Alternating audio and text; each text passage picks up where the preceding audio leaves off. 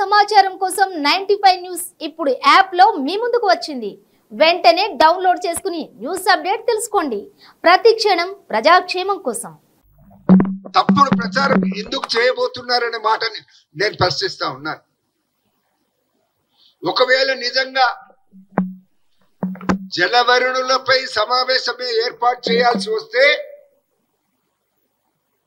నల్గొండలో కృష్ణా జలాలపై కాదు, మీరు ఏర్పాటు చేయాల్సింది మేడిగడ్డలో. అక్కడ సమావేశం ఏర్పాటు చేసి మేడిగడ్డ బ్యారేజ్ కుంగుబాటుకు కారణాలేమిటి, తాము ఎంతవరకు బాధ్యులు, ఎంతవరకు నష్టం మా వలన జరిగిందో ఆ విషయం అనేది స్పష్టత ఇవ్వాల్సింది ఉంది. నిన్న మంత్రి ఉత్తమ్ కుమార్ రెడ్డి గారు మాట్లాడుతూ మొత్తం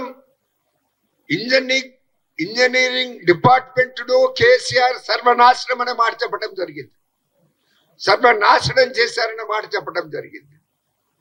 మొత్తం ఇంజనీరింగ్ డిపార్ట్మెంట్ ను తెలంగాణలో కుప్ప కూల్చారనే మాట చెప్పడం జరిగింది. దానికి మీరు జవాబు చెప్పండి. మేడిగడ్డ దగ్గర అక్టోబర్ 21 నాడు మేడిగడ్డ కుంగుబాటు ఉదంతం బయటకు వస్తే అప్పటి నుంచి ఇప్పటి వరకు నా కేసీఆర్ పోలేదు, నా కేటీఆర్ పోలేదు, నా హరీష్ రావు పోలేదు, ఎవరూ పోలేదు. అక్కడ దేశవ్యాప్తంగా అక్కడ జరిగినటువంటి నష్టం మీద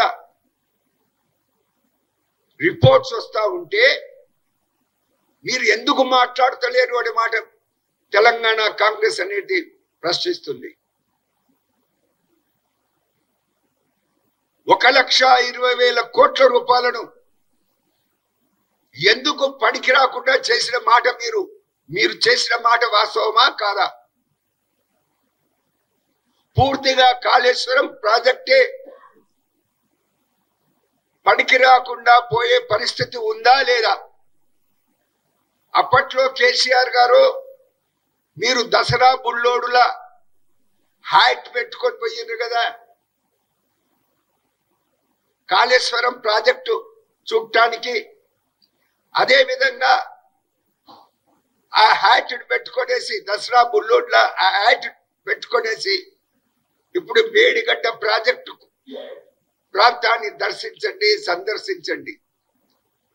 అక్కడ మీరు మీటింగ్ ఏర్పాటు చేయండి. ప్రజల్లో ఎన్నో అనుమానాలు ఉన్నాయి.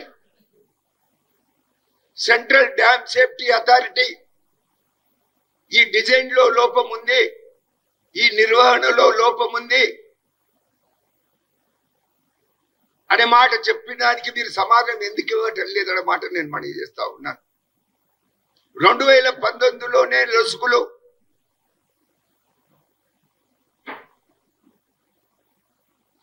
బయటపడితే కింది స్థాయి ఇంజనీరింగ్ అధికారులు చెప్పినా గానీ మీరు దిద్దుబాటు చర్యలు ఎందుకు తీసుకోలేదో దానికి సమాధానం చెప్పండి.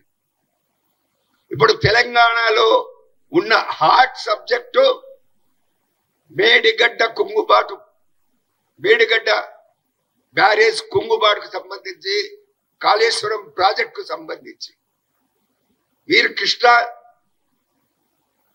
నదీ జలాల గురించి నల్గొండలో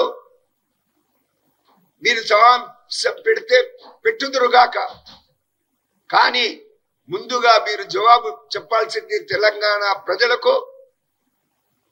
మేడిగడ్డ ప్రాజెక్ట్ దగ్గరికి వెళ్ళి మీరు ఆత్మసాక్షిగా ప్రజలకు సమాధానం చెప్పండి అని కాంగ్రెస్ పార్టీ డిమాండ్ చేస్తుంది.